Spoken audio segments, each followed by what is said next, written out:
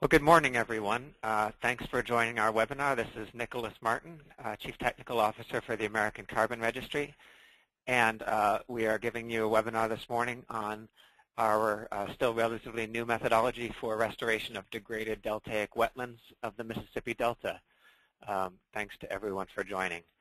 I am going to start here by just giving a sort of quick outline of the presentation and a few logistical points about asking questions, and then the majority of the presentation will be given by Sarah Mack, who I'll introduce in just a second.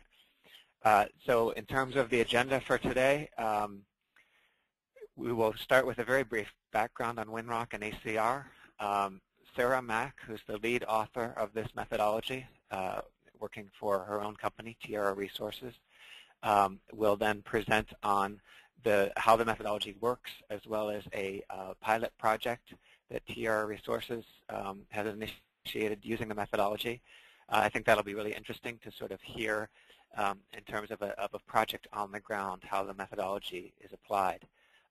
We will then go into a Q&A part of the webinar in which Sarah will, I will take questions related to ACR, but Sarah will take questions on the methodology, and her two colleagues and co-authors, Dr. Robert Lane and Dr. John Day, both from Louisiana State University, will also be on hand to answer questions.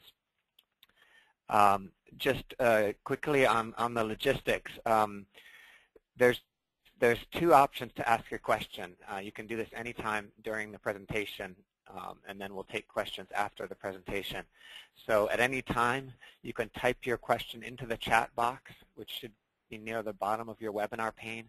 Those questions will come through to me, and I will ask them to the appropriate person at the end of the presentation.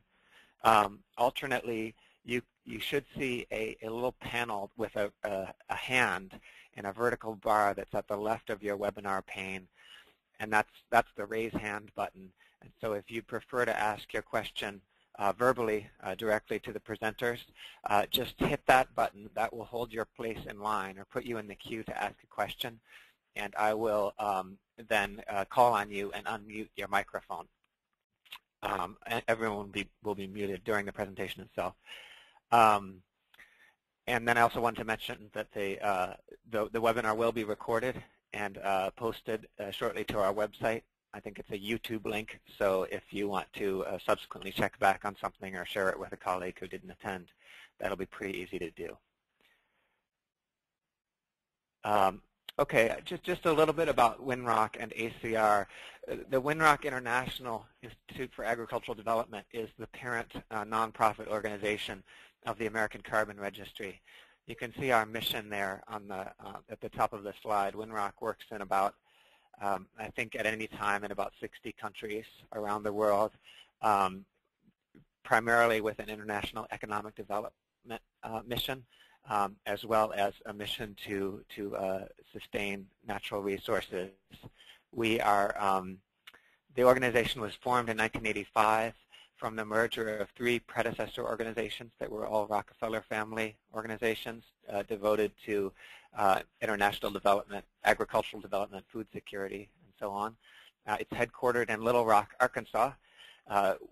Winrock International is actually short for Winthrop Rockefeller, and Winthrop was one of the 5 Rockefeller brothers who left the East Coast and went to Arkansas, started raising cattle and building up his operations there, probably much to the consternation of his brothers.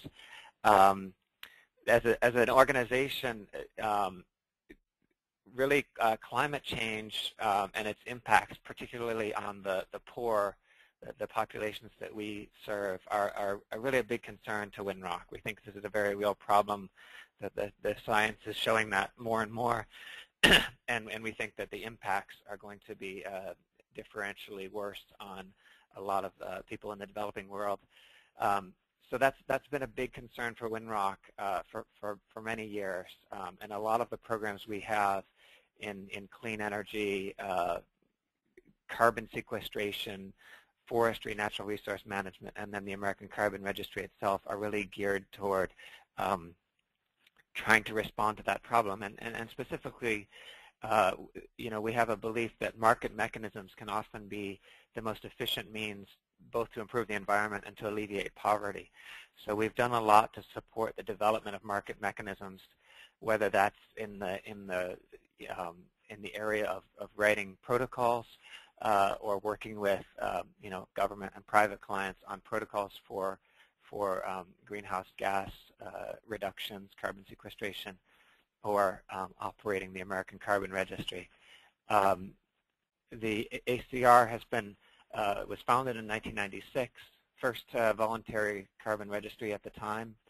It has grown gradually since that time and became part of Winrock International in 2007.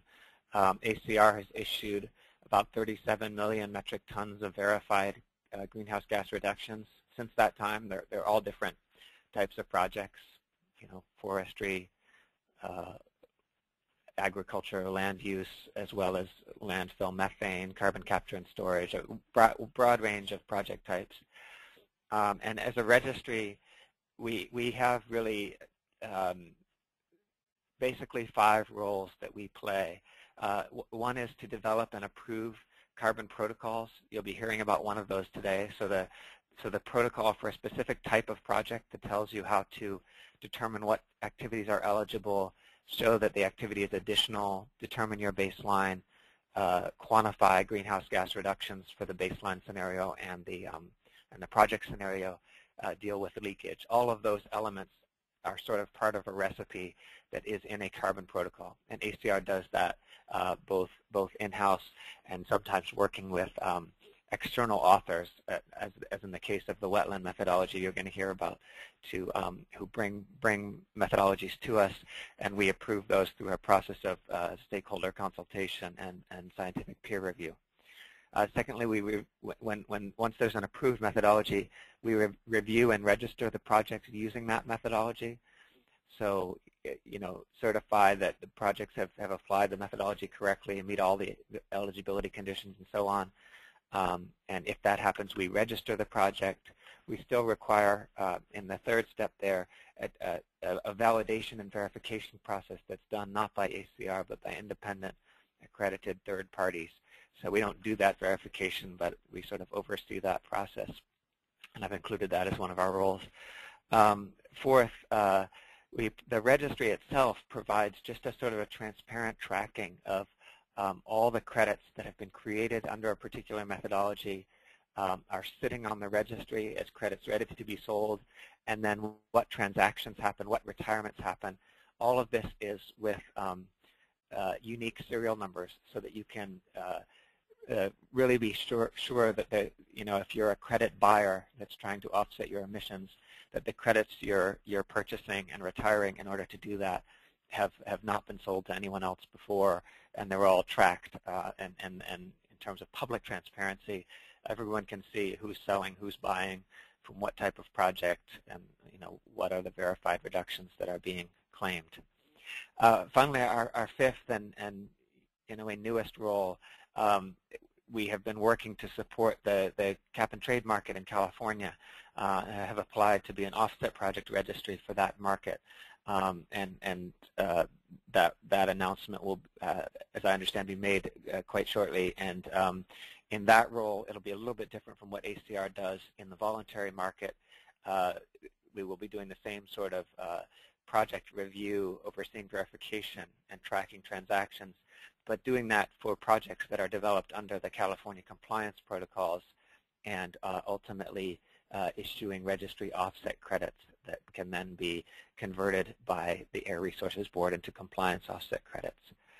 Just basic statistics on ACR last year, there were just a little under 3 million ERTs, emission reduction tons. That's ACR's unit of verified offsets that were sold, retired, and contracted. Prices ranging everywhere from $1 to $14, with an average price of $5.50. And we were happy recently in the ecosystem marketplace State of the Forest Carbon Market report to be named as the most widely used forest carbon standard in North America for 2011. So the last last bit of intro I want to do before handing over to Sarah is just say a little bit about why wetland restoration, and specifically wetland restoration in the Mississippi Delta, has been interesting to Winrock and to ACR. Certainly we see a tremendous potential to sequester additional carbon as well as avoid emissions from wetland loss in many areas of the country and the world, and the Mississippi is a good example of that. Sarah will talk a bit about some of the the current rates of wetland loss.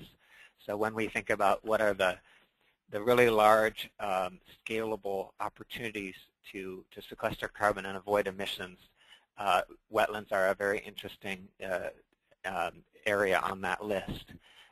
We think that although this methodology has been written specifically for the Mississippi Delta, which has the fastest rates of wetland loss in the country, it's also got there's significant replication potential, other wetlands, other deltas in the U.S. and worldwide, and the methodology has been written in a way in a modular fashion to facilitate that replication potential or that expansion to other wetlands. So that's been really important. I think that was a key feature of this methodology, and Sarah will talk about how that works. Third, wetlands in the Mississippi Delta are really it would be hard to exaggerate their economic and environmental importance, not just to that region, but to a huge part of the United States in terms of, there's about 40% of the continental United States that's drained by the Mississippi, and navigation, crop export, all sorts of things, as well as the economy of the Gulf itself depends significantly on these wetlands. There's a lot of benefits besides greenhouse gas reductions or carbon sequestration to restoring wetlands or saving wetlands from loss, and certainly, very obviously wildlife habitat, water quality benefits, and storm surge protection are very significant benefits we saw when Tiara started to talk to us about this methodology and talking about bringing it through our process. This is just a related point. This methodology, which has been generously funded by the Entergy Corporation, the utility, for them it's really interesting in terms of the storm surge protection is a major benefit, and this is a good example, not the only example, but of the idea of soft infrastructure, so to speak, lands and resources that can protect hard infrastructure, and so if you think about the context of climate change proceeding and increasing variability in weather and natural storms and other sort of natural disasters, those of course pose a major risk and threat and cost to hard infrastructure, like for example Entergy's infrastructure in the region, and so they and we have been very interested in the idea of mobilizing a new stream of revenues to promote and to restore soft infrastructure to protect that. Finally, Winrock, through its base in Arkansas and its commitment to the Mid-South U.S., really this is a great mission fit for us, because core to Winrock's mission is economic development and resource management, specifically in the Mid-South U.S. We've been there since the founding of Winrock and have been involved in a lot of the reforestation, economic development, and now wetland projects in that part of the world, and so that's very important to us as well. So that's the end of my intro. I'm going to leave all the meat of presenting the methodology to Sarah, and I'll turn that over to her now. Thanks, Sarah.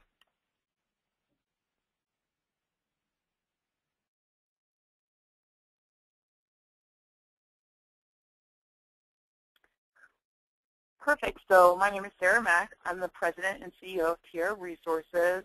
Myself and my co-authors, Dr. Rob Lane and Dr. John Day, are very excited to join you and happy that you decided to join the webinar. I'd also like to acknowledge Entergy Corporation for their support of both the methodology and the pilot project we're going to present today, as well as the ACR for their contributions and guidance during the development of this methodology.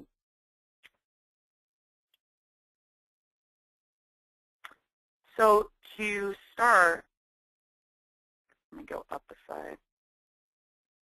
So to start, I just want to go over what we talk about today. I wanted to give a little bit of background on Tierra Resources, as well as some background on the Mississippi Delta, because I think it's important to understand the Delta dynamics in order to understand how we develop this methodology and how it's applied.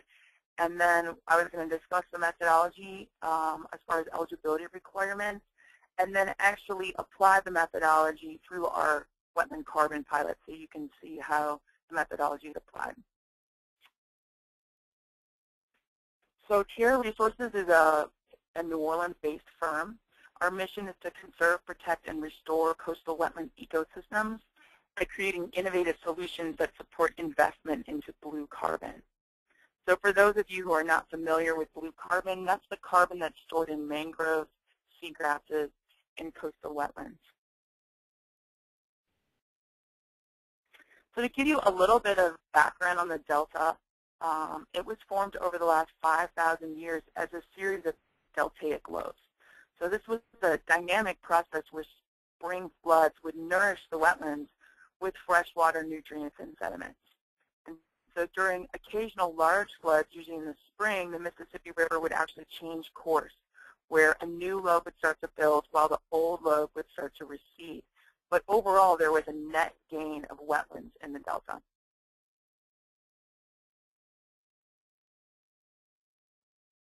So this next image, you can see New Orleans in the foreground. This is actually looking south towards the Birdsfoot Delta. And so what started happening over history, but especially in the 1900s, is we started levying the Mississippi River for flood protection. And what happened was that the wetlands were slowly isolated from those nourishing waters of the river, which led to some of the largest rates of wetland loss in the world. 80% of the nation's wetland loss has occurred here in Louisiana. Current rates of wetland loss, nationally, 90% is occurring here in Louisiana. So currently we lose approximately 1 football field per hour.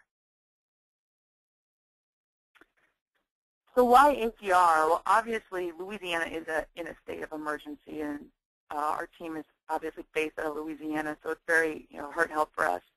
So ACR was willing to support us in a bottom-up approach to write the methodology, so that we could write it in a conservative manner in order to address science gaps through projects. We really felt like this is such an urgent issue to us that Louisiana didn't have time for a top-down approach where we tried to address all the science gaps first. So ACR was willing to work with us on a bottom-up approach, which means that this methodology actually falls under the ACR forest carbon standard. So this methodology was fully certified in September of 2012. It's the first wetland carbon offset methodology for the United States, which introduces wetlands as a new offset sector. It's also the first methodology in the world that is applicable at a large scale and broadly addresses wetland restoration through numerous restoration techniques. So it's unique in that it's modular. We did this approach so that we could have flexibility to apply different types of restoration projects, all underneath the same methodology, as well as to make it easily expandable to other regions and restoration techniques. And it also includes a performance standard. So as far as eligibility, this methodology is eligible to 4 million acres of the Mississippi Delta. So that's primarily the expanded coastal zone of Louisiana, but it also extends into Texas towards Galveston Bay and also into Mississippi on some of those further southern counties.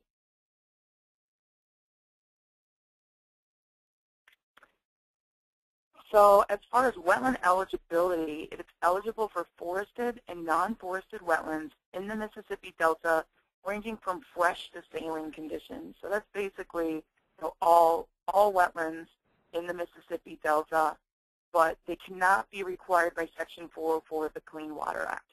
So that means that wetland mitigation banks are not eligible underneath this methodology. Now, as far as the eligible restoration techniques, there's reforestation with a variety of species. So basically, project proponents can choose what type of species they want to use according to the type of wetland. But for example, this could be cypress wetlands, for freshwater wetlands or mangroves or grasses in saltwater wetlands. This methodology is also unique in that it allows for hydrologic management. So as you saw with some of the background and issues behind wetland loss, a major cause of wetland loss is due to no longer receiving those freshwater nutrients and sediments from the river. So this methodology allows project proponents to use hydrologic management to restore hydrology. So some examples are diversion of river water into wetlands, introduction of non-point source runoff, and discharge of treated municipal effluent into wetlands. So I'm going to show you some examples of some of these techniques just so that you're aware. I know some of you may not be as familiar with the Mississippi Delta and our restoration techniques. So this first image is an example of a river diversion called the Carnarvon diversion. And what this does is it's actually some hard infrastructure that allows reintroduction of the Mississippi River water into the degraded wetlands. So it reconnects the nourishing waters of the river to the wetlands. And you can see that it's just southeast of New Orleans. This next image gives you a graphic to demonstrate introduction of non-point source runoff. So another issue that impacts water quality is nutrient runoff from agricultural fields for different kinds of ag methods. So this also allows for us to source non-point source runoff into degraded wetlands for restoration purposes. This last technique example is a wetland assimilation of treated effluent. We're going to go more in depth into this today because our pilot is wetland assimilation of treated effluent. So this is an example of a wetland assimilation system. It functions similar to a river diversion in that it takes treated municipal effluent, so we always emphasize that it's treated, and it discharges to the degraded wetlands, where the fresh water and nutrients in the treated effluent help restore the hydrology.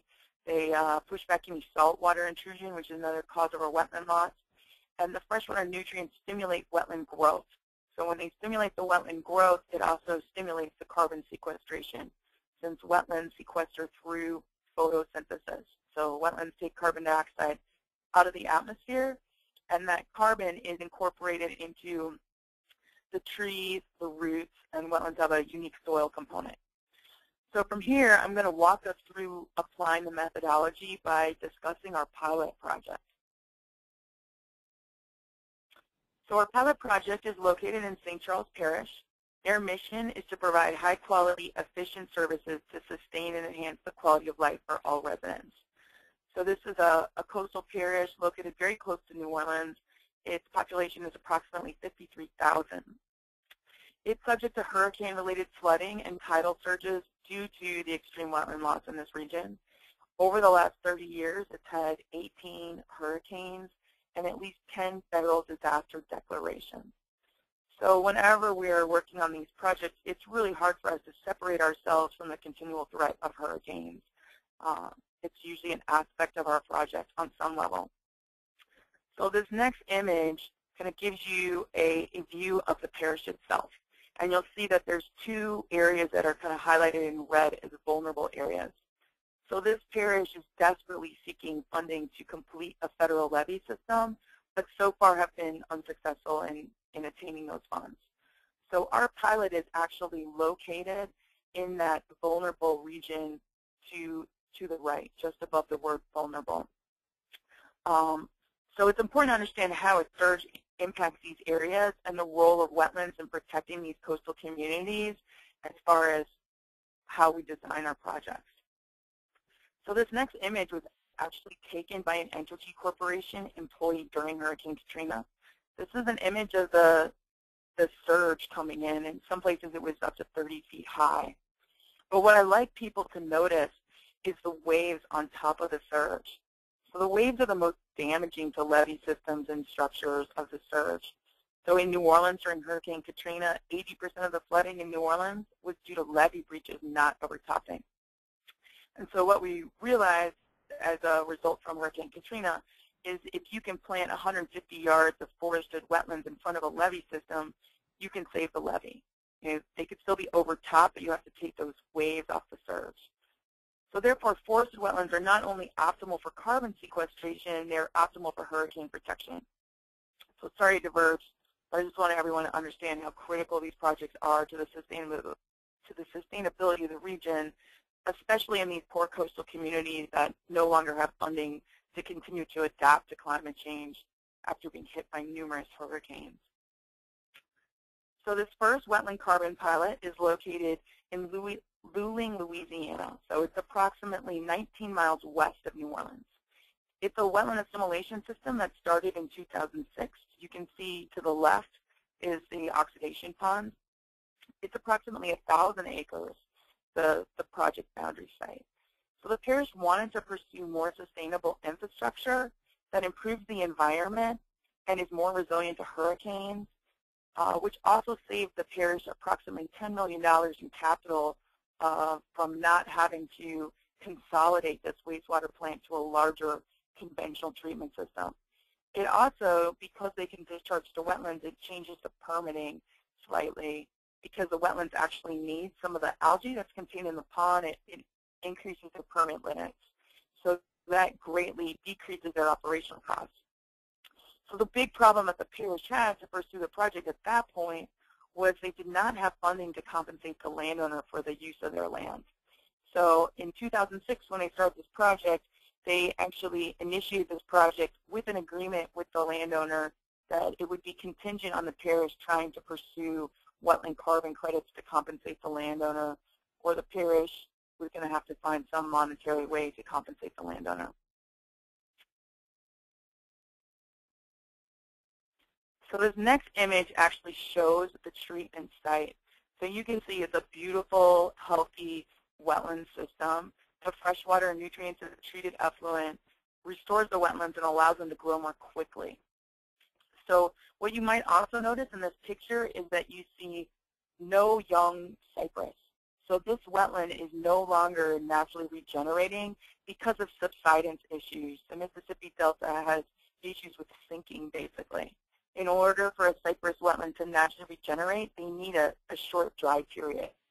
And these wetlands no longer receive this because of that sinking. It was also at extreme risk because of saltwater intrusion and sea level rise. So you can see this is a very healthy wetland now that it's receiving the treated effluent, but that it's also not naturally regenerating. So one of the goals of this project will be to go through and plant cypress seedlings in some of the open spaces, as well as perform the full suite of monitoring to address any science gaps. So that includes all the monitoring to address carbon sequestration, as well as all the monitoring to monitor greenhouse gas emissions. So the goal for this pilot is to apply the methodology to determine cost-saving measures, mostly by trying to find the optimal suite of monitoring to produce commercially viable carbon credits. So our goal is to transact carbon credits from this project within 2 to 3 years, and believe this will be the first wetland carbon credits to be transacted in the United States. The other goal is to compensate the landowner for the use of their land through the sale of the carbon offsets, which will be no additional cost to the parish or citizens. So it saves the parish and the citizens money while compensating the landowner. Demonstrate that public-private partnerships can leverage carbon finance, and prove the commercial viability of wetland carbon credits. So let's start trying to apply the methodology to this pilot project. So as we said before, this methodology is a modular methodology. So there's a series of modules, and the primary module is the framework module. So the first step is to apply the framework module, which allows you to select the other modules. It brings together all the calculations from the other modules. It also allows you to calculate credits to be held in a permanent risk buffer, so that buffer pool will actually ensure that if there's any acts of God, for example, like a hurricane impacts the project, that there will still be permanence for the project. And at the end, it allows you to calculate the number of carbon credits. So we refer to these as emission reduction tons. So it also, the framework lays out the methodological procedure and helps guide you as to which modules to use. So the first steps in the project is to identify the most plausible project activity baseline. We're going to walk through these steps with the actual pilot. Define the project boundaries, demonstrate additionality of the project, develop a monitoring plan to perform your monitoring, and then estimate your baseline carbon stock changes and greenhouse gas emissions, and then estimate your project greenhouse gas emissions and reductions. It also provides guidance on calculation for uncertainty and assessment of that reversal risk for the buffer pool. And at the end of the day, you end up with a calculation for the emission reduction tons or carbon credits. So this actually shows how, the image shows how the framework module is the key module, whereas all these other components and modules fit into the framework module. So you'll see at the bottom of the image there's pool and emission source modules. So those modules will outline how you actually monitor the carbon pools and monitor the emissions, as well as come up with the equations, and those end values will plug into both the baseline module and the project module. To go a little bit more into depth, this next image just shows the variety of modules that are included in the methodology. So certain modules are always mandatory. So for example, whether you're doing wetland restoration or whether you're also using hydrology in your project, you're going to have to use that wetland restoration main framework module. You're always going to use the risk and permanence modules. You're always going to use a module to address your uncertainty. Now, depending on your project, whether it's just wetland restoration or whether you're including hydrologic management, some modules are conditional, some are optional, and some are mandatory. So for example, there's 4 modules for the baseline. You can choose to use, if you're just doing wetland restoration, the basic module, or you could include wetland loss. For example, under the pools and sources, you're always allowed to use the tree biomass. You have a choice. It's optional whether you want to include soil carbon. You'll notice under wetland restoration, both techniques actually, there's a module called EFFC. So if you use, for example, a dredge pipeline to provide sediment for your restoration project, you do have to deduct the emissions of using diesel fuel. So that's a conditional module if you're using that in your project. And then there's 2 project scenarios. I'm going to walk through these a bit in more detail. So each module actually has 3 key components. So it provides the scope, applicability, and output parameters. So it gives users immediate upfront information on purpose and outputs of the module. It also gives a procedure. So for example, if you're monitoring, it's going to outline how you monitor, what those methodological steps are, and what those calculations are. So at the end of the day, you have parameters that are used in the methodology and plugged back into the main framework module. So the first step when we're talking about our Luling pilot is to decide which baseline scenario we want to use. So there's a conservative baseline scenario. It uses the degraded carbon sequestration rate determined prior to your start date, or the sequestration rate that would have occurred in the absence of the project activity. So basically, to say it more simply, there's a constant wetland project area in the baseline, and that's the most conservative baseline scenario. There's another baseline scenario you can choose, which includes the wetland loss scenario.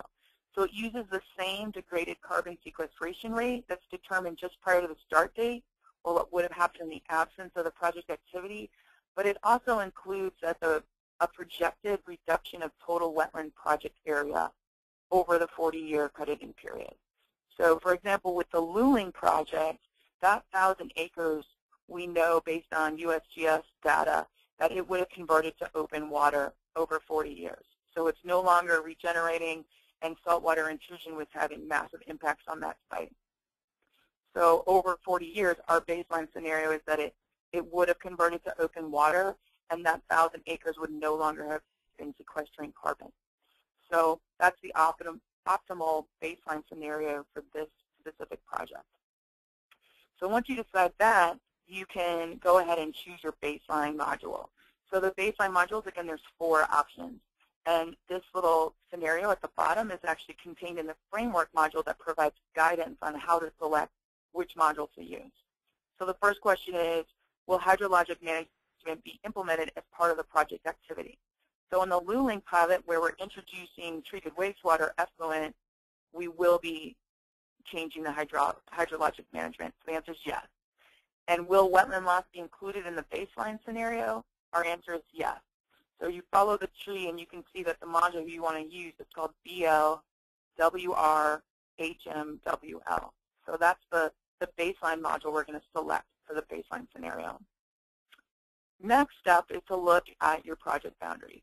So first, the geographic boundary is shown to the right.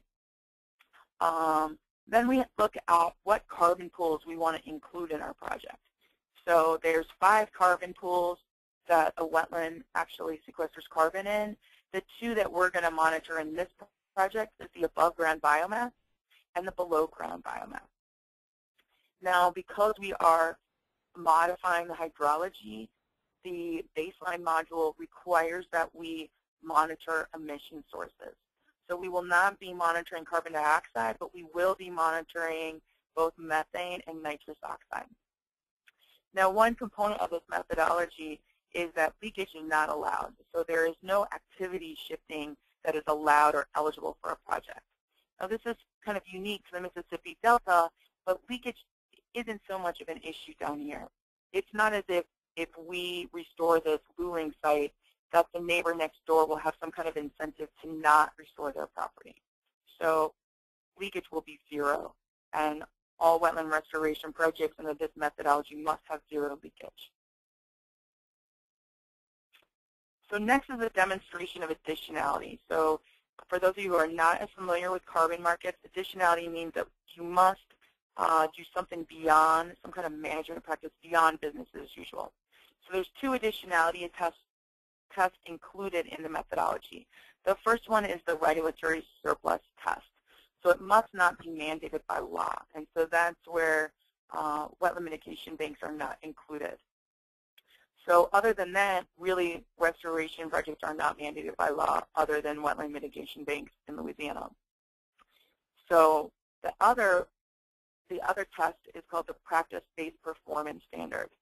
So basically, in Louisiana, with our huge amount of wetland loss, land building, which is both natural and through wetland restoration, only accounts for about 15% of the annual wetland loss in the Delta every year. So basically what the performance standard does is it says that all wetland restoration projects are eligible as long as they are not mandated by law. So this Luling project is not mandated by law, and therefore it is considered additional. So next we look at the project scenario. So there's 2 modules we can choose from as far as for the Luling project. So there's one if we were just doing plantings. That's the PSWR. That's for minimal monitoring requirements. So if you're not changing the hydrology, you can do just the minimal monitoring requirement. Since in our pilot we actually are using hydrologic management, it requires more extensive monitoring requirements. So we are required to monitor those greenhouse gas emissions. However, if we can prove, which from data from our other sites, we think there will not be significant emissions from the site, monitoring can be reduced over time as the science gaps are addressed. So you start out with your full suite of monitoring, and if you can prove that there are not emissions, you can reduce that monitoring over time. So it allows us to address the science gaps and additionally reduce costs over time doing these projects. So next, to actually quantify your carbon credits, the key equation is, I've simplified it a bit from the methodology, but the final calculation for carbon credits, referred to as emission reduction tons, is equal to the project sequestration minus the baseline sequestration. You must also account for leakage. So here in this methodology, leakage is not allowed, so that's going to be 0. Uncertainty is quantified using statistical techniques in that uncertainty module. And the buffer deduction accounts for reversal risks. So at the end of the day, you get your carbon credits or emission reduction tons from equations in the framework module. So impacts, we're very proud to be the pioneers in this and introducing wetlands as a new offset sector. So it's the first time that there can be investment into wetlands. We've also done some basic financial modeling. So we've looked at if we could restore 25% of the 4 million acres in the Mississippi Delta, we would be able to produce somewhere between $5 billion and $15 billion over the next 40 years. And those numbers are likely to increase when I explain some of our further research and expansion of the methodology in the next slide. It also starts to put a national and global awareness and to put a dollar value on wetlands. So we're excited to be coming out of Louisiana and actually having something good instead of just being the latest disaster, which is our usual press. So the next steps through the pilot project is we will be proving the science. Our goal is to be able to reduce monitoring as we prove that science, to determine the true costs and benefits of developing these projects, and the scale to commercial size projects. So we're already working on the design of some commercial projects in the region. Our other big goal that we're starting to work on is to expand the methodology by adding new modules. So recently we received funding to look at the fate and transport of carbon during wetland loss. So wetlands sequester carbon through photosynthesis. On the reverse end, all of the previously stored carbon that's stored in the soil can be re-emitted back into the atmosphere as these wetlands convert to open water. So we recently received funding to address the science gaps on that piece. So our goal is to address those science gaps and add some new modules, which we think will vastly expand the amount of carbon credits you can claim on a project. In the top 50 centimeters of sediment in these wetland systems are about 200 tons of carbon. So we're hoping to conservatively claim some of that prevented loss. We also have a big goal of wanting to expand this methodology to other regions. So some of the modules really can be already applicable to other regions. For example, the monitoring modules on how you actually quantify the soil, the tree, biomass, as well as the greenhouse gas emissions. But other regions have different causes of wetland loss, which would require different baseline modules. Some regions use other types of restoration techniques. And other regions may, for example, have leakage where the cause of wetland loss is due to development versus natural causes. So we have a very big goal of wanting to expand this methodology to other regions, which would require writing a few more modules, but definitely not the entire methodology. So with that, I really want to make a few acknowledgments. My first acknowledgments definitely go out to my co-authors, Dr. Rob Lane and Dr. John Day. Also to Entergy Corporation, who sponsored all of this work and been our big backers from the very beginning of this work that started, let's say, 3 or 4 years ago. The Climate Trust recently joined us as partners as high-level advisors for our pilot project. So we're excited to have them join the team. And of course, we have big acknowledgments for the American Carbon Registry, specifically to Nick Martin and Mary Grady, but also to Sandra Brown, who was our internal peer reviewer who suggested we take the modular approach. And we don't have the blind peer reviewers on there because we don't really know who they are, but we definitely learned a lot from them as well. So if you want to be involved, contact us. There's opportunities with the pilot projects. You can be a project participant if you're a landowner or a parish. We are currently working on a market assessment. So if you have a project you'd like to have us consider, contact us. Also, if you're interested in expanding the methodology. So with that, this is just our last image that shows the very near proximity of New Orleans to wetlands. And I think we can go ahead and move to the question and answer period.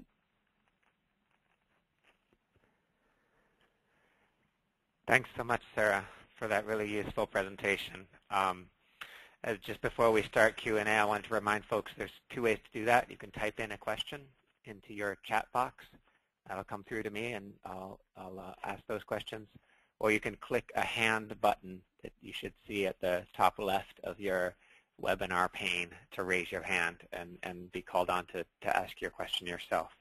I'm going to start with a question David Leakey, you've asked a couple questions related to additionality, and I think I'm going to go ahead and unmute you and let you ask that. Additionality questions are sometimes, can be answered in a general way or more specific to these projects. So rather than putting words in your mouth, let me try unmuting you and see if you can phrase your question yourself.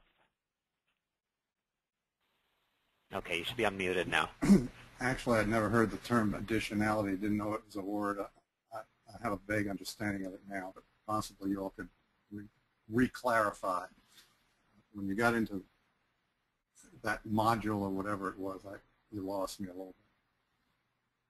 Okay, sure. I'm going to take that in a general way and then go to Sarah to talk about a little bit more about additionality in the context of this protocol or how that's demonstrated. In a general way, the concept of additionality is you want to have confidence that the reductions or carbon sequestration that are being achieved in a carbon project are not just something that would, so to speak, happen anyway or represent business as usual practices. So if you grant carbon credits for things that are going to happen anyway in the absence of carbon credits, then those are still good things to do. But you're by giving offsets and allowing those offsets to be sold, you're giving some sort of buyer the ability to claim that they've offset their emissions rather than directly reducing their emissions. So you get into a situation in which the reductions are in a sense being duplicated. There's no net benefit in terms of reduced greenhouse gas emissions to the atmosphere because those reductions would have happened anyway. That's the most general way of talking about the concept. From there, it gets a lot more complicated because there are different ways to show additionality. And I guess rather than delving into that, let me just go back to Sarah. And Sarah, if you want to say any more about the way, yeah, you did talk about this a little bit, but the way that the protocol deals with additionality in terms of regulations and the current rates of wetland loss. Sure. So just to expand a little bit on what Nick said, so if we're saying, for example, with our Luling pilot project, that we are offsetting the emissions of, for example, a power plant somewhere else, if they're investing into a project, then we have to be able to say the project wasn't going to happen anyway. So, for example, why mitigation banks are not allowed? So a mitigation bank is already being built to compensate for wetland disruption that's happening somewhere else intentionally. So I can't really say if I'm using a mitigation bank that the project wouldn't have happened anyway, and that I'm going to be offsetting some of these emissions if it was already going to be built because wetlands were destroyed somewhere else. Now, in Louisiana in general, for wetland restoration, in general, there's a policy no net loss of wetlands. But that's really not applicable in the Mississippi Delta, where we're just seeing natural causes of extreme wetland loss. And I'm saying natural when, leveing maybe not be considered natural, but in general, we're seeing massive rates of wetland loss. So what I did with this performance standard, instead of some methodologies, you have to go through a very detailed, different levels of additionality tests where you have to show that there wasn't going to be funding for the project without carbon, and you have to prove through many levels that the project would not have happened if not for the carbon. What we went through and did with our performance standard is showed that even, let's say, for example, there are some amounts of government restoration projects that it's still not addressing the massive problem of wetland loss in our region. We have such huge rates of wetland loss that all of the both natural land building and our current restoration projects only account for 15% of the wetland loss each year. So therefore, it's such a big problem that each individual wetland restoration project does not have to go through a full additionality test. They just have to show that they're not part of a mitigation bank where they're required by law, so that all other restoration techniques are eligible. Hopefully that answered your question. I'm not really sure. Yeah, thank you, Sarah. David had asked a follow-on question about that combination of carbon credits with mitigation, and I think that you answered that question as well. Here's a good one. Sarah, can you talk a little bit more about the applicability of this methodology to other wetlands? Are there plans to develop a more general or broad methodology for other wetlands, or can the methodology potentially be applied as written to other areas? Sure, absolutely. So we would really like to expand the methodology to different areas. So for example, in California, for example, a lot of these modules would pretty much stay the same. Like the framework module would stay the same, but we would maybe add a few different modules. So your baseline case in California was different than the Deltaic wetlands in Mississippi. So we probably would write some different baseline modules. Also, I talked a little bit about leakage in the presentation. That in Louisiana, it's not as if, you know, if you restore one wetland that the neighbor next door is going to say, I no longer want to restore my wetland. But in other areas where wetlands are being displaced because of development, people building into wetlands, we would need to be able to account for that leakage. So that would need to be added to address that. Also, there might be some other types of restoration techniques that we would add some modules for. For example, in Florida's Everglades, we've also looked at expanding into Florida and the Carolinas. Your restoration techniques might be a little bit different. It might have more to do with water management, but the eligibility rules might need to be tweaked a little bit.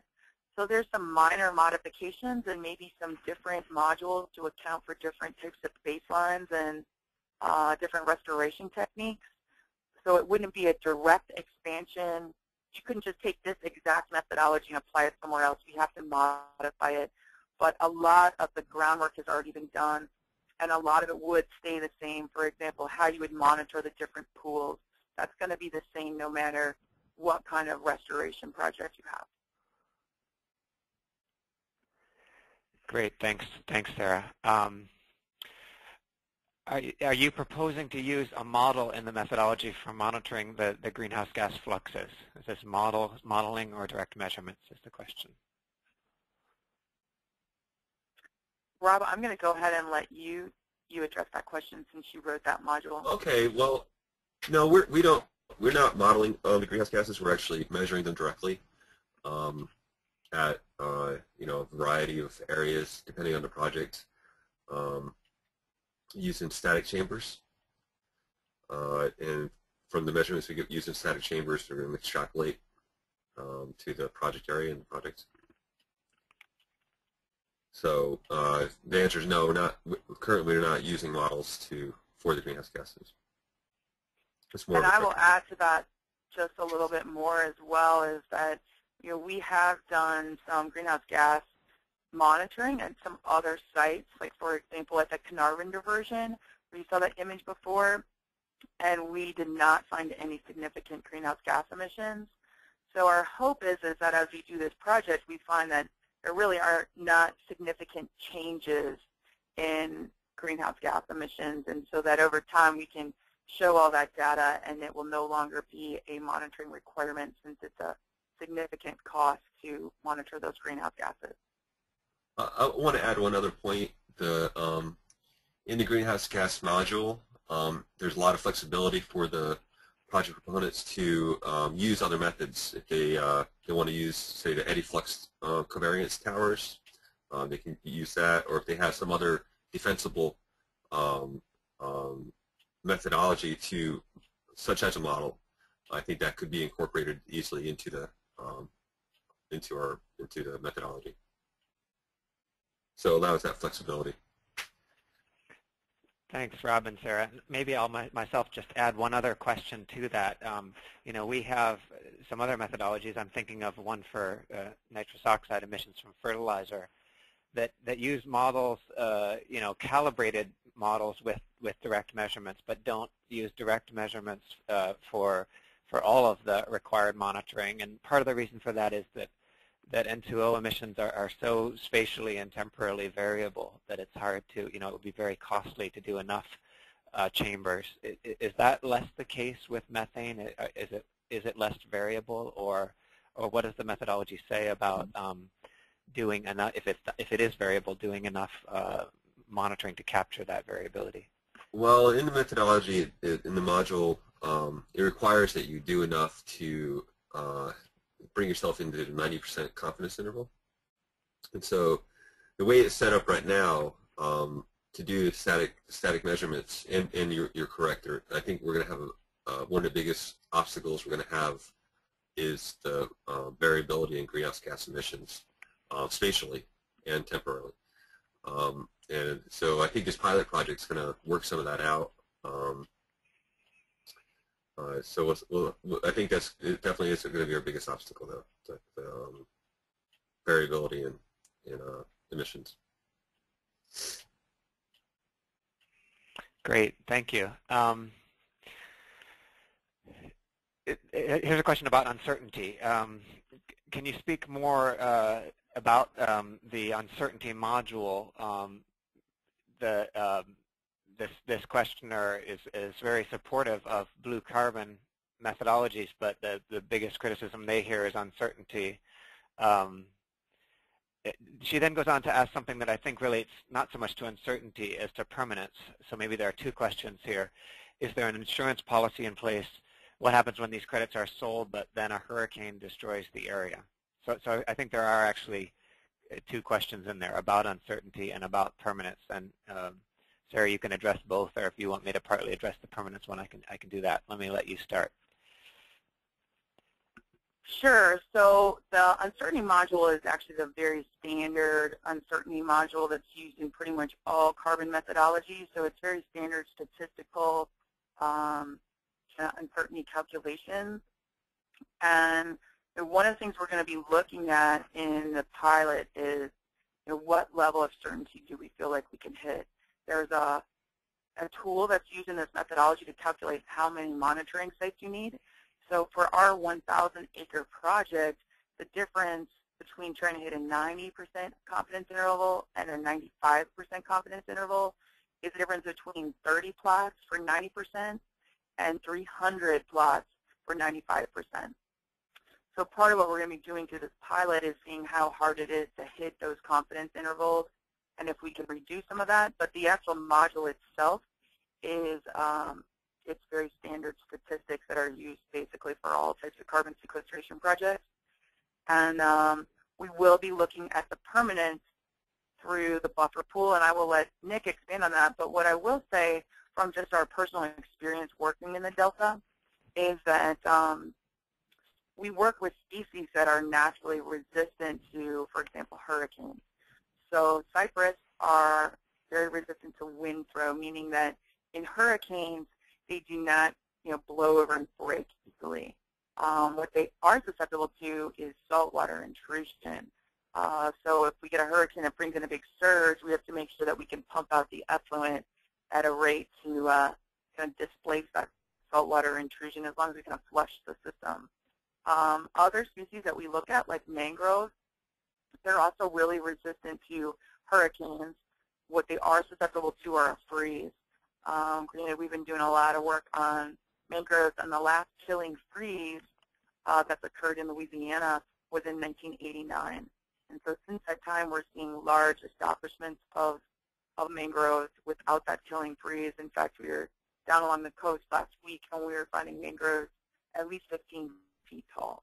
But that risk is taken care of with the buffer pool, which is kind of standard with ACR. So I'm going to let Nick discuss the buffer pool. Okay, thanks, Sarah. I'll add to that. I actually wanted to add just one nuance to your answer on uncertainty as well, because I think this is potentially important. That you made the point that in terms of sampling requirements, number of plots, and cost, there's a big difference between 90 and 9% confidence interval, and maybe that cost, of course, stratification can come in to reduce that cost.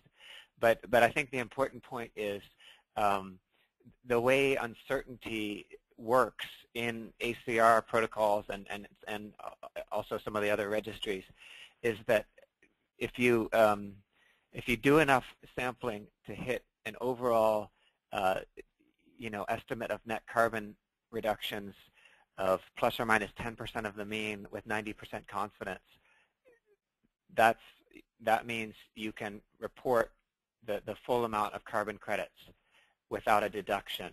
If you can't hit that, it doesn't necessarily mean you're just out or disqualified.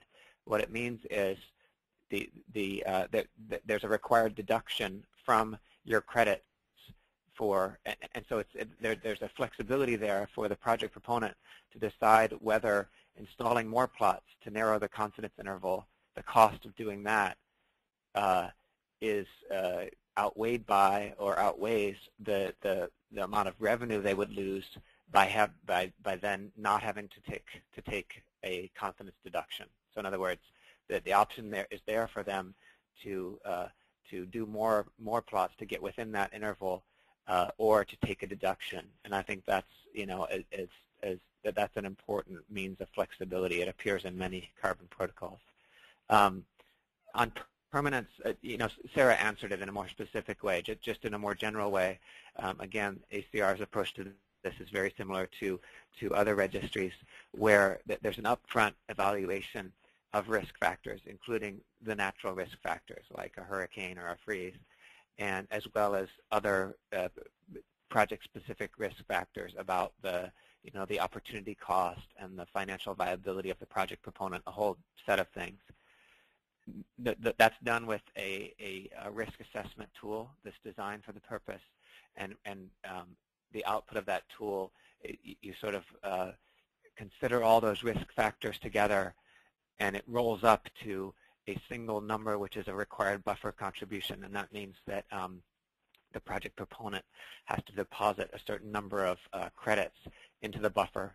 Maybe that's 10%, 20%, 30% at each issuance, and that buffer is held as a mechanism to mitigate reversals that may happen. So then if a hurricane comes in or another natural disaster comes in and destroys the area, you then retire credits from the buffer. You measure the loss of carbon that's already been credited and sold, and you retire credits from the buffer to compensate for that. Now, that sounds pretty harsh. There are some ways to make that more amenable for the project proponent. One is that those buffer credits can be refunded gradually over time if there are no reversals. Another that's more specific to ACR, we allow that that buffer contribution to be made in ERTs. It can be deducted from the project. It can also be made by purchasing other types of credits and making the buffer contribution there. That is, in a way, it's good for the project proponent because it maybe allows them to market all their wetland credits. It's also good for permanence and for the robustness of the buffer because it means the buffer is likely going to be populated by types of credits that have no reversal risk, but that happen to be cheaper, say landfill gas or something like that. So you're retiring. You've got a stronger buffer. You're retiring credits from that, but you're allowing, so the reversal risk is fully mitigated, but you're giving the project proponent more flexibility to be able to market their credits. Anyway, that's the general answer on permanence, and that's how it's dealt with in this methodology. I'm going to go on to another question. Here's a practical question. Where can these credits be sold? I wasn't aware the U.S. has any carbon market. Sarah, I'll let you take that. There's different potential markets, but let me let you answer that question.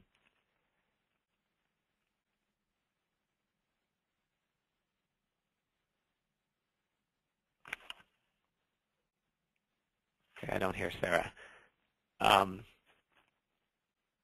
Let me attempt an answer. Sarah may be having brief technical difficulties.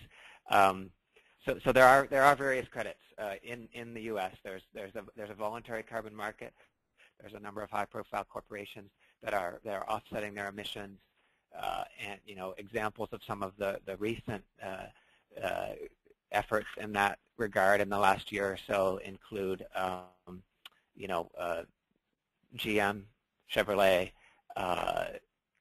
Nike, Microsoft. So there's a number of companies that are doing carbon offsetting on a voluntary basis, corporate social responsibility types of initiatives, and these kind of wetlands projects that have a lot of additional benefits for wildlife, economic development, et cetera, tend to be very attractive to those types of buyers. You have, in fact, Entergy Corporation, a big utility who funded this methodology. That's another, semi-voluntary type of buyer. They don't have a mandate to reduce their greenhouse gas emissions right now, but they are, some utilities are doing so on a voluntary basis to offer credits to offer, a carbon neutral product or option to their customers. And other utilities are doing so in a sort of what they call pre-compliance sense, that they expect to have an obligation in the future and are investing early in credits. Finally, there is a regulated carbon market in the state of California. In the state of California, the only types of credits that can be bought are credits developed under protocols that have been approved by the California Air Resources Board, and the Air Resources Board has not yet approved this methodology or any wetlands methodology. But there's potential. They have approved some protocols, and they'll be approving additional protocols. So in the event that ARB saw an importance and a potential offset supply in wetland restoration and approve such a protocol, then these credits could in the future be sold to entities that are capped in the California market. I'll go on to another question. Rob, I think this one probably goes to you. Could you speak a little bit more about the monitoring requirements with regards to monitoring methane, N2O, and the changes in the hydrology, nutrients in the system, et cetera? You talked a little bit about this before, but I think it's a broader question. Well, we're not really monitoring water quality as far as the methodology. We're simply monitoring greenhouse gases. So the question can, you're asking about the methodology, about how to measure greenhouse gases. Is that the question? Yeah, that's a big part of the question. Well, the static chamber method is has been used for at least a decade, or probably several decades now. It's simply putting you could almost do it with a 5-gallon bucket.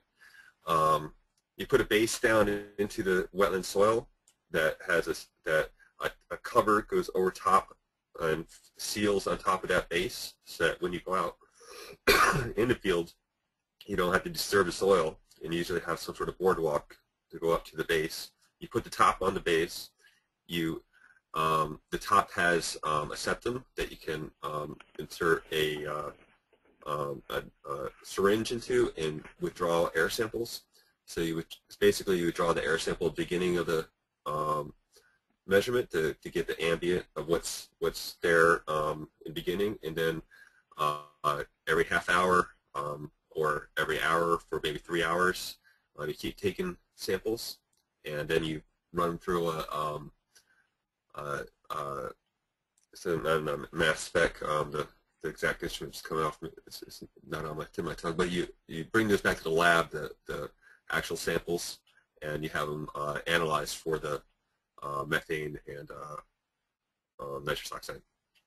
So it's a pretty straightforward, standard method. Is any more detail, or did I? Great. No, Rob, I think that's great. And you made the point earlier that, as the science continues, as more of these projects are done, more measurements are done, those will all become a resource for I think for future methodology changes. So the wave of the future is going to be this eddy covariance, using towers and looking at the having a little larger footstep and footprint. And I think that technology in the next few years is going to be a little bit more accessible. And I wrote it into the methodology that people can use eddy towers if they choose. So I think that will probably take care of the issue that we're going to have with this high variability. The eddy towers have a much bigger footprint, and so I think that's where we're going to go with it in the future. Good. I'm going a little out of order here, but just to ask a couple more questions related to measurement and monitoring. Can you say a little bit more about above above ground and below ground biomass monitoring? Sure. Assuming that's done by sampling as well. Sure. Well, first we're going to set up plots. So I mean, if you have an area, there's several different ways to do this. If your area has relatively sparse trees, you can measure all the trees, or you can use sampling plots. And what we actually do is tag the trees and measure their diameters at diameter breast height, and then use allometric equations to determine the amount of biomass that's in the tree. And we've been doing this for several decades now, and each year you can actually see the tree grow. And so by subtracting 1 year's growth from the next, you can see how much growth has occurred during that year, and relate that to carbon that's being sequestered. Now, for the below ground, we have two different methods. You can either use a root-shoot ratio, which is simply a ratio of what you get on the above ground to what you get in the below ground, and there's quite a bit of literature regarding this.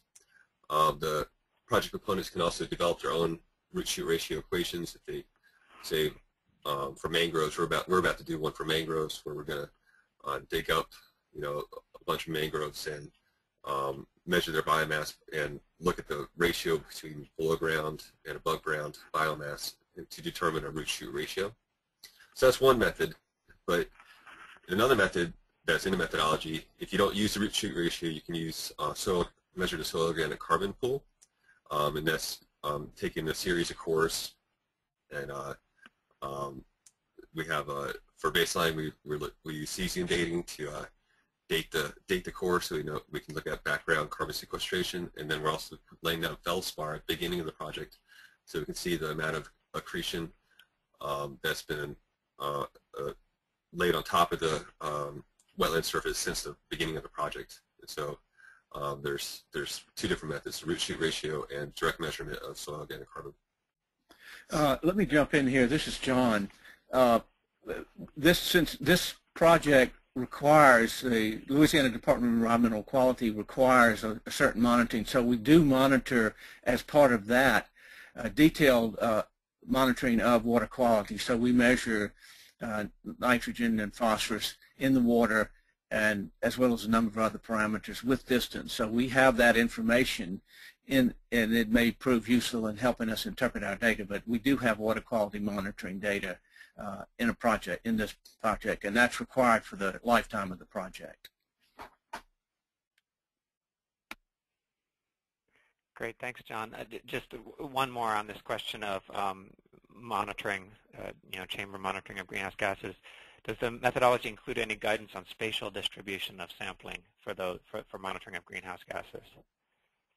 Well, the project area, it states that they need to be spatially distributed across the project area. The number is determined by your variability, the number of sampling and number of static chambers that you're going to use. But they should be distributed evenly across or in areas that are predicted to have the highest rate of greenhouse gas emissions. So we want to be conservative and try to get what the maximum amount of emissions are from an area. Right. A couple of questions on a practical level. Sarah, can you talk about how or why these specific restoration techniques were included in the protocol? Is there any sort of backup documentation or white paper discussing those techniques that you talked about? Sure, and then I'll be off of mute. That last question, I was on mute. But yeah, so we really wanted this methodology to be as broadly applicable as possible. And so we wanted it to be, address any type of restoration that occurs here in the Delta. So it allows for created wetlands using a sediment pipeline. Granted, you have to deduct your emissions from your diesel fuel use with the dredge. We also wanted to be able to use hydrologic management and wetland assimilation, which I think John can touch on more. We don't have an actual white paper to this point, but there's a lot of literature that John has actually probably led globally, so I'm going to let him kind of expand on that. Okay, well, the thing is when we were talking about what kind of techniques would be addressed by our methodology, but basically we said what's going on in the Delta now, and these are projects, these are restoration projects that are being used. So it's a very practical approach. Freshwater diversions, creation of wetlands using slurried sediments, wetland assimilation, those are being used now. So we're basically talking about what is actually being used. So it's a very practical question. Also, to just expand a little bit more, and it kind of ties in with the permanence, but also just sustainability in general. One of the reasons why we felt it was so important to include the hydrologic management component is that many of these freshwater wetlands, if they're going to accrete or grow up or vertically at a rate to counter relative sea level rise, so that's the sinking plus the sea level rise we're dealing with, they need input of freshwater nutrients and sediments. So on a longer term scale, the freshwater systems need that in order to guarantee the permanence of 40 years or 100-year lifetime. They need that hydrologic management. Other species, like for example, we're looking at mangroves. Mangroves, we believe, can also counter climate change because we think that in the right conditions, they can also grow vertically without hydrologic management at a rate to counter that relative sea level rise, that sea level rise plus sinking.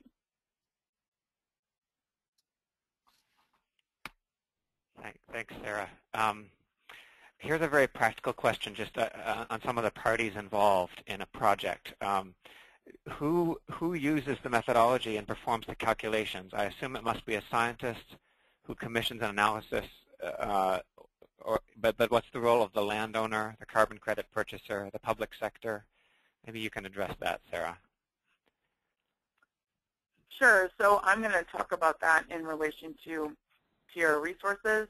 So we're a consulting firm, and we've also partnered with Comeet Resources. So we have all the scientific background, and we also work directly developing these projects and applying the methodology. And so for us, what would happen, and it's going to depend on the project, for example. So for many of the landowners we talk to, they're interested in these projects, and they want a very hands-off approach. They don't want to be managing the project. They don't want to manage contractors going in there doing the restoration. And so on that kind of a level, we manage, it's pretty much a turnkey operation. So we go in, we will design a restoration project, implement the restoration project, and also implement the carbon monetization. So act as a project developer and monetize the carbon. And the landowner gets a share of the revenues. Now in other situations where, for example, we're working with a parish, so that's the same as a county in other places, where we're working with a government entity, is we serve more as project developers / consultants. So we help advise a parish on how to pursue. Maybe they have, maybe the parish government of the state is already doing the actual restoration work, so they're designing it, and we handle just the monetization of the carbon. So we will go in and monitor and monetize the carbon. Climate Trust is acting as a partner to help broker the carbon credit. So hopefully that kind of answers the question. If you can expand if you think so. No, I think that's a great answer. I mean, clearly these projects are going to require the expertise of wetland scientists, wetland ecologists to be done properly. You know, it may be, in the case of Tierra, that expertise is sort of on staff, and in some of your colleagues, I could see other scenarios in which the project developer who is running the project and marketing the credits has to hire in that expertise. But there's going to be various parties involved, I think. Here's one. Inclusion of the loss of the open carbon pool is great and a potentially huge impact. How do you envision accounting for carbon loss after conversion to open water, particularly carbon lost off-site? And this is particularly in reference to you know, the establishing the baseline and the crediting for avoided loss. Okay. So let me first start out by saying what we've included so far in the methodology is basically just the decreased carbon sequestration capacity over time. So if we start out with, in the baseline scenario for Luling, for example, it's a 1,000-acre site, and over time, over 40 years, it would probably convert to open water. So during that time period, there would be less sequestration actually happening in the baseline case. Now, with the actual fate and transport of carbon, so when wetlands die and convert to open water, what happens to the carbon that's contained in the soil? How much of it is emitted into the atmosphere? How much is drifted off-site? And how much is maybe like drifted within the project boundary? How much is drifted off-site and still stays as sediment or perhaps gets buried in the Gulf of Mexico? And I'm going to let either John or Rob kind of expand on that, but basically our goal is just to take a conservative approach. So if we can quantify how much happens on site, if there's 200 tons of carbon in the top 50 centimeters of sediment, if we can account for what happens on site and conservatively monetize that, that's probably what we're going to be doing, because to address the science for every component is multi-millions of dollars of research. John and Rob, if one of you guys want to expand on that, go for it. Well, we just received funding to look at this question, so it's not an answer that we have right now. Another form that carbon can be lost is through dissolved organic carbon and simply washed out. So we're gonna carry out this study in freshwater, brackish and saltwater marshes. And really, my biggest question is, what percentage of the wetland loss turns into gases and is emitted versus is simply redistributed, on the bay bottoms and on the channels. So the real question is what's emitted into the air versus what's retained in the system. So just to add to that, what we're going to do is look at a wetland. We're going to actually kill it. It's a small area, a few square meters, but then we'll say, well, how much of that dead organic matter after the plant dies is decomposed in situ? And so we'll measure decomposition over a 2-year period. And usually by that time you're down to a refractory base of carbon.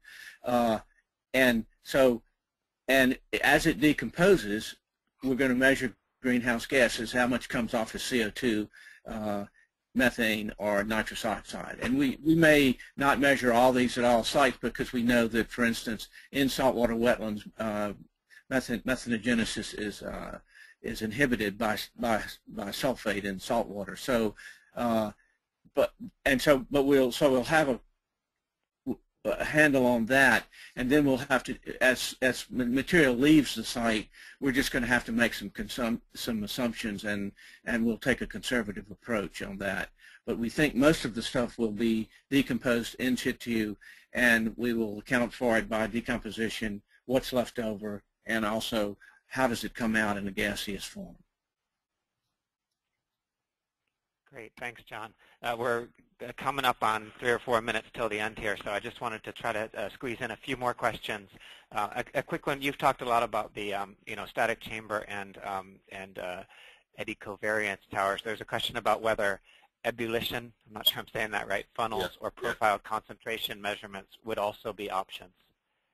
Well, that's a nice thing about using the towers, is it captures ebullition events. Conceivably, because the towers are left out there for long periods of time, and they're sampling every minute, so they're sampling continuously. Ebullition events are a big concern. They're going to add a lot. Is probably our biggest variable.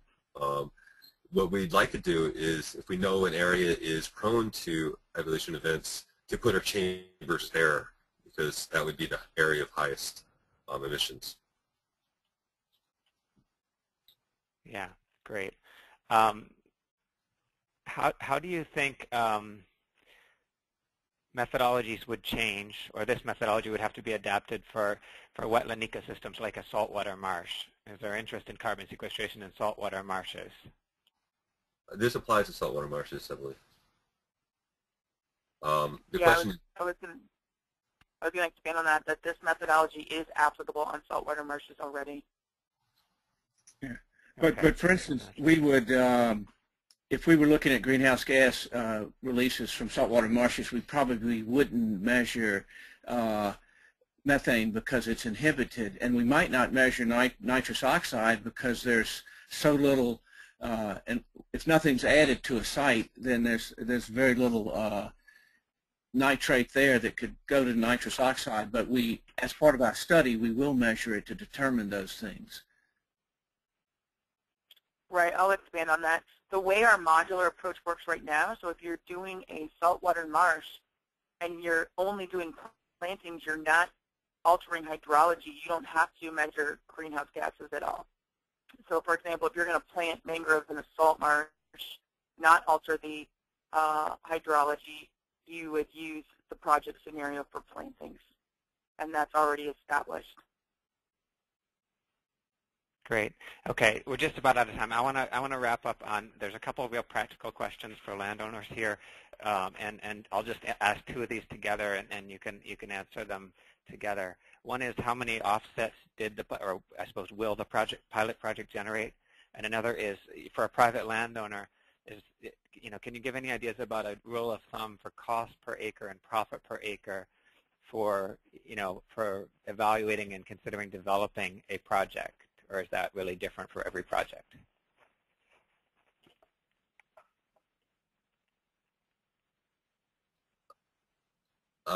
I can answer one part of that. And that is what we would expect to have. The carbon sequestration we expect at the pilot project would probably be someplace between 2 and 7 tons per acre. Right, and tons of CO2. Yeah, I can add to that. So somewhere for that 950-acre project, it'd probably be somewhere between 1,000 and 7,000 metric tons per year of the project for 950 acres. Now, in general, for the cost of the projects, it really kind of depends on the project. So we think that we will be able to identify some projects that are very doable with just a landowner on more of a private carbon finance scale.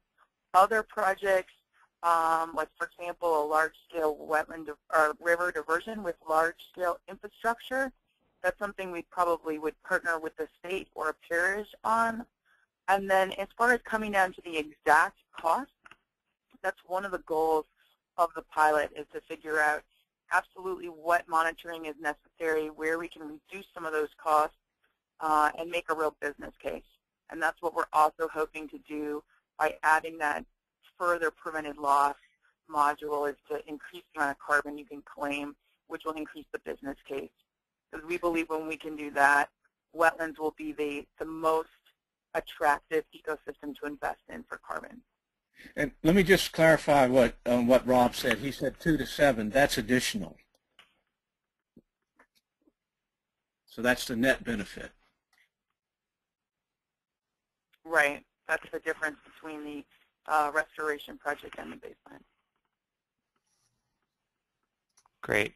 Well, thanks, everyone. We've reached the end of our time. I think I hit most of the questions, almost all of them. I apologize if not. If you have a question that didn't get answered, I don't know, Paul, if you could put up the slide that has my email or Sarah's email, and those questions certainly we'd be happy to answer. But that is the end of the webinar. Paul will leave this slide up for just another minute so people can write down those emails if they want to. Thanks so much to everyone for participating and for all your great questions. And thanks to Sarah, Rob, and John for all the fantastic work on this methodology. All right, have a good afternoon or morning, depending where you are.